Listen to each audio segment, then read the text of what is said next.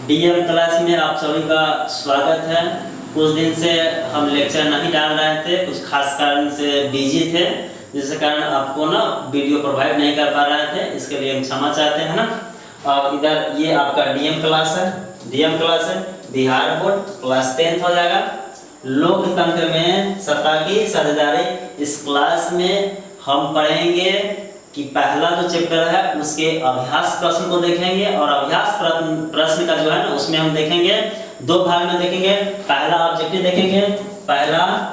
देखेंगे, दूसरा हम सब्जेक्टिव डालेंगे। ध्यान सुनिएगा, इस क्लास को आपको ना थ्योरी वाइज नहीं पढ़ाएंगे, जो आपके अभ्यास प्रश्न में है उसी पर चर्चा करेंगे, विशेष चर्चा नहीं करेंगे। इसलिए कि पहला लेक्चर लिए तो बहुत सारे टर्म एंड कंडीशन जो भी कुछ होता है, छोटी छोटी बातें जो बुनियादी बातों को हमको जो समझना होता है वो हम आपको पहले लेक्चर में दे चुके हैं। तो इस लेक्चर में आपको जो अभ्यास प्रश्न होगा उस पर विशेष चर्चा करेंगे, उसी को हम डिस्कस करेंगे। आवृत्ति कुछ नहीं बताएंगे। आवृत्ति बताने के लिए जो हम आपको ना पहला लेक्चर लिए उसमें बहुत सारे बात बताएं, उसको आप पहला लेक्चर पहले देख लेंगे, जिसमें अभ्यास प्रश्न देखेंगे। इस लेक्चर को हम दो भाग में बताएंगे। यदि हम एक एक प्रश्न की बात करें तो कुछ इस प्रकार है। आप ध्यान से देखते जाएंगे। एक एक प्रश्न की बात करें तो ध्यान से देखते जाइएगा। हर एक प्रश्न आपका इसमें मिलेगा, हर एक प्रश्न का उत्तर इसमें दिया गया है। जैसे इसके बारे में पूरा बताया है, क्या है, पूरा एक भी प्रश्न हम छोड़े नहीं है। हर एक प्रश्न का जो है ना उत्तर दिए हैं।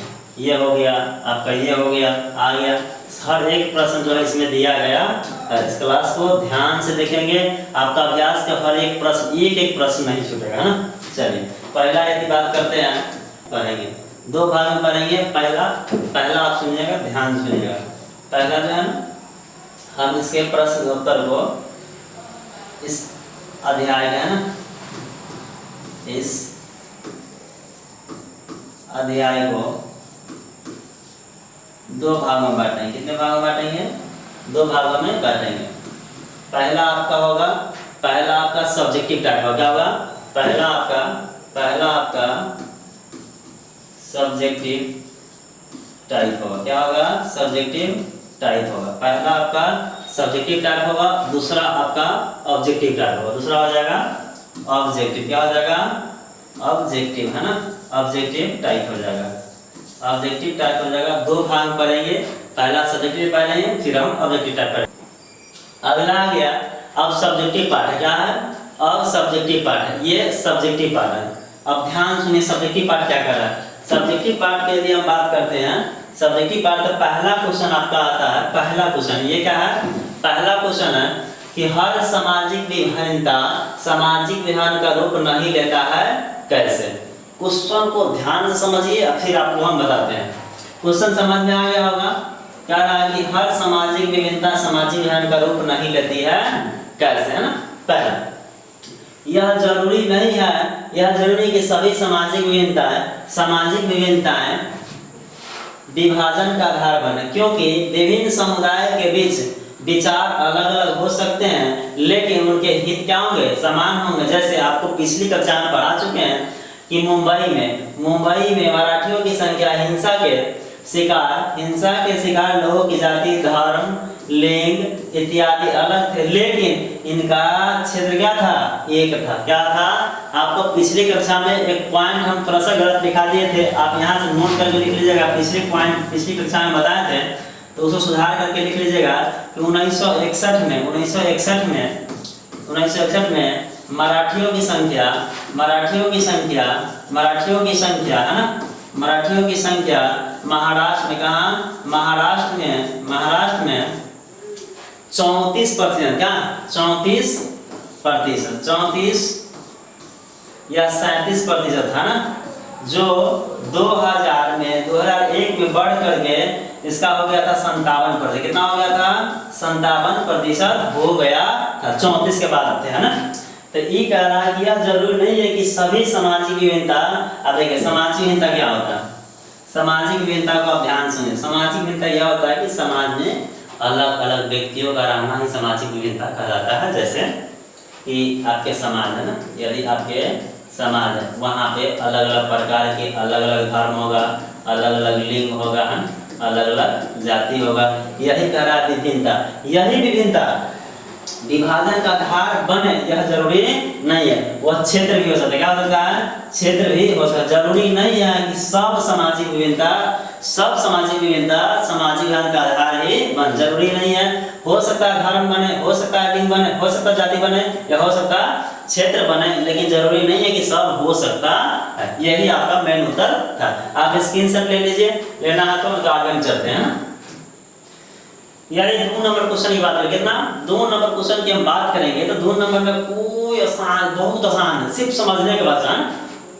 सामाजिक अंतर कब और कैसे सामाजिक विभाजन का रूप ले लेता है, इतना आसान क्वेश्चन है। पिछले लेक्चर में आपको पढ़ा चुके हैं, यदि नहीं पढ़े तो देख लेंगे, आपसे क्वेश्चन बन जाएगा। जब एक प्रकार का सामाजिक अंतर अन्य अंतरों से महत्वपूर्ण बन जाता है और लोगों को यह महसूस होने लगता है कि वे दूसरे समुदाय के हैं, तब उस स्थिति में सामाजिक अंतर सामाजिक विभाजन का क्या कर लेता है, रूप ले लेता है। हम आपको पिछली कक्षा में पढ़ाएंगे होंगे कि पेशा आधारित, क्या जन्म आधारित पढ़ाए होंगे कि जन्म आधारित ध्यान सुनिए, जन्म आधारित पेशे है ना। जन्म आधारित बताए होंगे कि जन्म से लेता है तो खास समुदाय का होता है, उसका जाति होता है, क्या होता है, जाति होता है, उसका धर्म होता है। यही धर्म जाति समुदाय, ध्यान सुनेंगे, यदि किसी कारणवश परिवर्तन करता है, क्या करता है, परिवर्तन कर लेता है, तो इनके बीचों की, ध्यान सुने, इनके बीचों की जो मत है, क्या है, विचार है, क्या है, विचार है, वह चेंज हो जाता है, यह अंतर कहलाता है, और तब जाकर के विभाजन का रूप बन जाता है। ओके, आगे तीसरा नंबर कह रहा है कि सामाजिक विभाजनों की राजनीति के परिणाम स्वरूप लोगों के व्यवहार में परिवर्तन होता है। भारतीय लोकतंत्र के संदर्भ में इसे स्पष्ट करें। बहुत आसान है, कह रहा है कि सामाजिक विभाजन की राजनीति का परिणाम सरकार के कई रूपों पर निर्भर करता है। यह भी महत्वपूर्ण है कि सरकार इन मांगों पर अपनी प्रतिक्रिया व्यक्त करती है तो कैसे करती है, ध्यान सुने। यदि समूह है, क्या है, यदि एक समुदाय है वह अपनी मांग रखती है सरकार के बीच, यह महत्वपूर्ण हो जाता है कि सरकार उन मांगों को अपने हिसाब से कैसे व्यक्त करती है या कौन-कौन सी महत्व रखती है। इसी का भाग है, इसी का क्वेश्चन है। इसमें दिया गया है कि यदि भारत में पिछड़ों एवं दलितों के प्रति न्याय की मांग को सरकार शुरू से खारिज करती रहती तो आज भारत बिखराव के कगार पर होता, लेकिन ऐसा नहीं हुआ। क्यों? क्योंकि लेकिन भारत सरकार ने उनके सामाजिक हितों या न्यायों को उचित माना, क्या माना, उचित मानते हुए सत्ता में साझेदारी और उन्हें देश की मुख्य धारा में जोड़ने का ईमानदारी से प्रयास किया। कैसा किया? यदि आज ईमानदारी से प्रयास नहीं किया गया होता तो सत्ता में साझेदारी हमें लगता है कि नहीं हो पाता। आइए, प्रयास किया गया, परिणाम स्वरूप छोटे मोटे संघर्षों के बावजूद भारतीय समाज में समरसता और सामंजस्य स्थापित है। ये आपका मेन उत्तर हो जाएगा, जो पिछली स्लाइड में बताया था उसका आंसर है ना। आइए अगला कह रहा 4 नंबर क्वेश्चन कह रहा है, 4 नंबर क्वेश्चन ध्यान सुनिए। 4 नंबर क्वेश्चन कह रहा है कि 70 के दशक से आधुनिक दशक के बीच भारतीय राजनीति के सफर का संक्षिप्त विवरण दे। कह रहा है ये जो 70 है, 70 से 90 के दशक की बात करें, क्या कह रहा है, 70 से 90 के दशक की राजनीतिक सफर का आप टिप्पणी दीजिए। टिप्पणी मतलब कुछ बातें जो शुरू से लेकर के अभी तक वर्तमान में कुछ खासी बातें होती है तो आपको वर्णन करना पड़ता है। जैसे कि देश के 70 के दशक से पहले भारत की राजनीतिक सुविधा परस्पर समूहों में क्या था, झूलती रहे, बटी रहे। दूसरे शब्दों में कह सकते यह बढ़ा चढ़ा कर कही गई बात नहीं होगी कि 1970 तक राजनीतिक में स्वर्ण जातियों का प्रभाव रहा। एकदम सही बात है। ये जो है इतना तक 1967 तक स्वर्ण जाति, कौन जाति, स्वर्ण जाति किसे कहेंगे, स्वर्ण जाति उसे कहेंगे जो उच्च कैटेगरी पावरफुल है ना, पावरफुल व्यक्तियों के हाथों में सत्ता रही, उसे स्वर्ण जातीय के रूप दिया गया है। अगला इसी का भाग होगा कि 70 के दशक के बीच स्वर्ण और मध्य पिछड़ी जातियों के बीच सत्ता पर कब्जा करने के लिए संघर्ष चला। दो समूहों के बीच संघर्ष चला, एक स्वर्ण था, एक स्वर्ण तो पहले से ही था और इसके बीच में आ गया एक दलित। क्या आ गया? दलित पिछड़ी जातियां के बीच क्या चला? संघर्ष चला। क्या चला?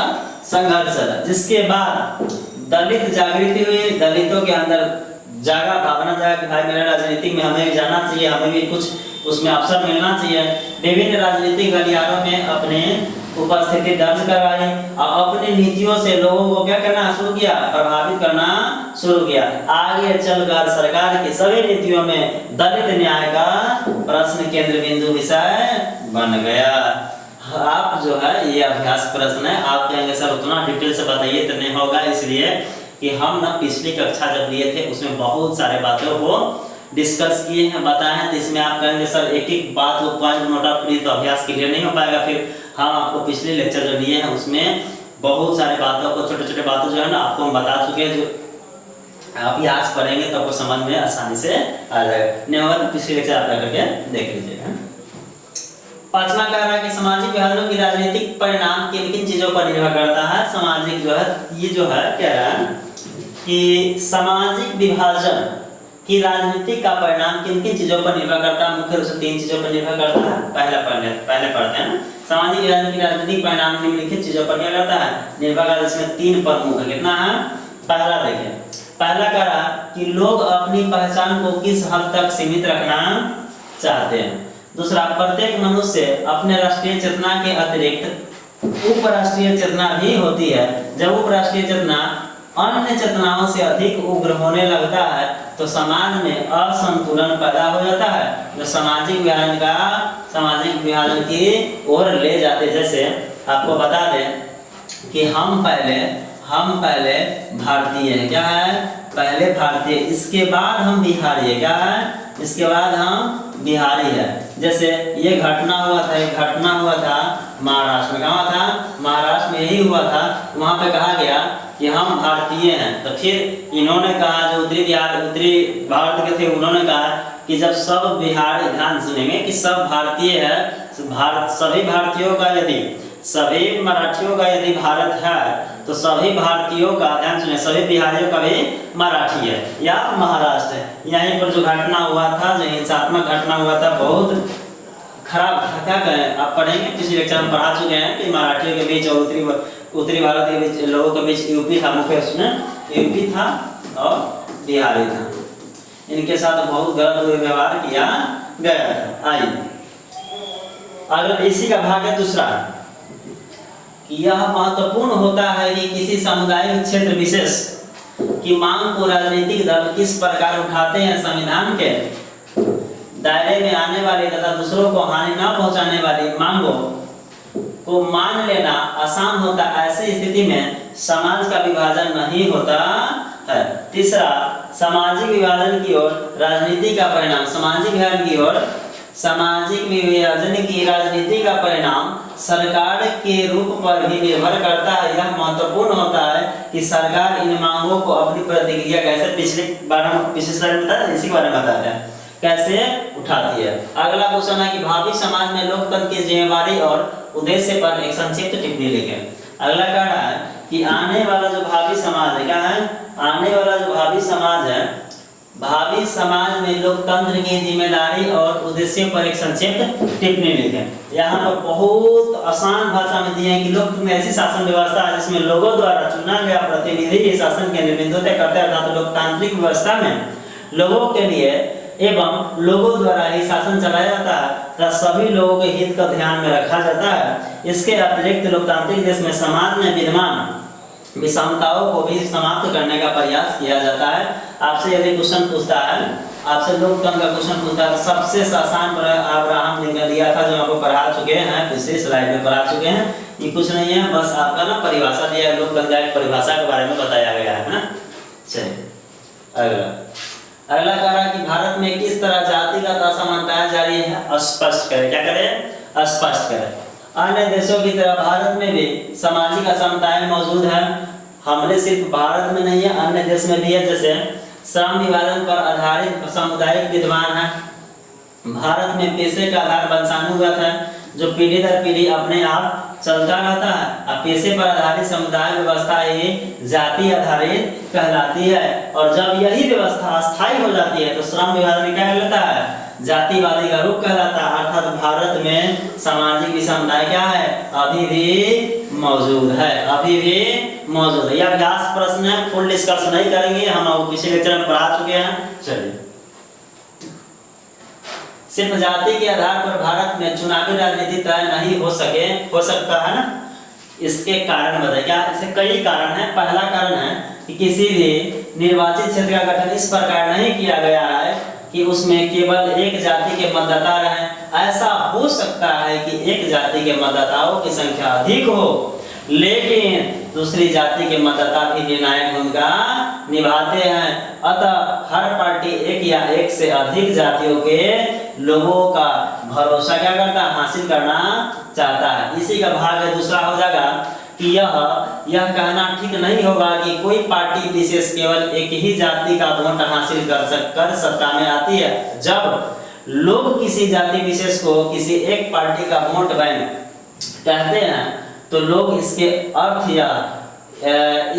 अर्थ यह होता है कि उस जाति के ज्यादातर लोग उस पार्टी को वोट देते हैं। कई बार बताएं, यह अभ्यास प्रश्न है, क्लियर डिस्कशन आपको पिछले लेक्चर में पढ़ा चुके हैं। तो आप जो है बस इस अभ्यास प्रश्न को समझेंगे, दिक्कत होता कमेंट करेंगे, अगले लेक्चर में हम बता देंगे। पिछला लेक्चर देख लीजिएगा, उसमें हम पढ़ा चुके हैं। जीवन के विभिन्न पहलुओं का जिक्र करते हुए बताएं कि भारत में स्त्रियों के साथ भेदभाव या कमजोर स्थिति में है या किस स्थिति में, इसके बारे में चर्चा करना। लिंग के आधार पर ध्यान सुनिए, इसमें कह रहा है कि लिंग के आधार पर भेदभाव समाज के विभिन्न क्षेत्रों में देखा जाता है। जैसे लड़के लड़कियों के पालन पोषण के समय में परिवार वालों में यह मानसिकता आ जाती है कि लड़कियों को जन्म भविष्य में गृहस्थी चलाने के लिए हुआ है। यह प्रवृत्ति लगभग सभी परिवारों में देखने को मिलता है। हमारे समाज में जब लड़की पैदा होता है उसी समय यह माइंडसेट हो जाता है कि लड़कियों का जो जन्म हुआ केवल गृहस्थी के लिए है, घर में बच्चा पालन पोषण करना उतना ही है ना। महिलाओं का कार्य क्षेत्र घर के अंदर तक ही सीमित रहता है। जैसे खाना बनाना, घर का प्रबंधन करना, घर में जो भी व्यवस्था उसको देखना, सिलाई करना, बच्चों को पालन करना, पोषण करना इत्यादि कार्य महिलाओं द्वारा किए जाते हैं। अगला, अतः उपयुक्त कथनों से हम कह सकते हैं कि भारत में स्त्रियों के साथ भेदभाव और कमजोर स्थिति में है, कोई दिक्कत नहीं है। आइए अगला 25 नंबर वो स्लाइड है ना, ये नंबर क्वेश्चन नंबर 25 है। क्या क्वेश्चन नंबर 15 है। भारत की विधायिकाओं में महिलाओं के प्रतिनिधित्व की स्थिति को दर्शाएं या बताएं। आइए, औरतों के प्रति समाज में जो घटिया नजारा देखने को मिलता है उसके कारण ही महिला आंदोलन की शुरुआत हुई है। महिला आंदोलन की मुख्य मांगों में सत्ता की भागीदारी सबसे ऊपर है। आपसे क्वेश्चन पूछेगा कि महिला आंदोलन मांगों की सत्ता में भागीदारी सबसे ऊपर रही है, परंतु महिलाओं को लेकर लोकसभा और विधानसभा में कोई आरक्षण नहीं दिया गया, जिस कारण से इनकी संख्या संसद में क्या है, लगभग 10% के आसपास है। यही दूसरे देश में देखा गया है कि विकसित देशों में भी महिलाओं प्रतिनिधि की स्थिति संतोषजनक नहीं है। ग्रेट ब्रिटेन में 19.7% है। अमेरिका की हम बात करें, अमेरिका की बात करें तो अमेरिका में महिलाओं को बढ़ाने के लिए, संसद में महिलाओं की संख्या बढ़ाने के लिए यह आवश्यक है कि उन्हें आरक्षण दिया जाए ताकि महिलाओं की संख्या क्या हो सके, बढ़ सके। वही आरक्षण की बात बोले थे ना, आपको आरक्षण का बात बोले थे। आइए 27 नंबर ध्यान सुनेंगे कि विभिन्न तरह की सांप्रदायिक राजनीति का ब्यौरा दे और सभी के साथ एक उदाहरण दे। क्या दे? उदाहरण के साथ आप क्या करेंगे, हमें बताएंगे। पहला, जब किसी खास धर्म के अनुयायी एक धर्म के दूसरे धर्म से श्रेष्ठ मानते हुए राष्ट्र के विभाजन की भावना रखते हैं तो इसे सांप्रदायिकता कहते हैं। क्या कहते हैं? सांप्रदायिकता कहते हैं। दूसरे शब्दों में धर्म के आधार पर समाज में भेदभाव फैलाने की प्रक्रिया ही सांप्रदायिकता कहलाती है। सांप्रदायिकता के निम्नलिखित प्रकार हो सकते हैं। पहला ऐतिहासिक कारण होगा, पहला ऐतिहासिक कारण हो सकता है। दूसरा भौगोलिक कारण हो सकता है, दूसरा भौगोलिक कारण हो सकता है। तीसरा आपका तीसरा एक मिनट उसी में दिया, तीसरा आपका धार्मिक कारण हो सकता है। आपको बता दें ये क्लास जो है पिछले कक्षा में पढ़ा चुके हैं, कई बार बोले हैं कि डिस्कशन क्लास नहीं है, आपको डायरेक्ट हम अभ्यास कराएंगे ना। किन्हीं दो प्रावधानों को जिक्र करते भारत के धर्मनिरपेक्ष देश बनाता है, इसका क्या करें आप संक्षिप्त विवरण दें। पहला कि हमारे देश किसी भी धर्म को राजकीय धर्म का दर्जा नहीं देता है, पहला ही हो जाएगा। दूसरा, संविधान में हर नागरिक को यह स्वतंत्रता दी गई है कि वह किसी भी धर्म को मानकर उसका प्रचार प्रसार कर सकता है। ऐसी स्थिति सरकार उसका कुछ नहीं कर सकती है। 7 नंबर कह रहा है कि निम्नलिखित बयानों पर विचार करें। क्या करें? निम्नलिखित बयानों पर विचार करें।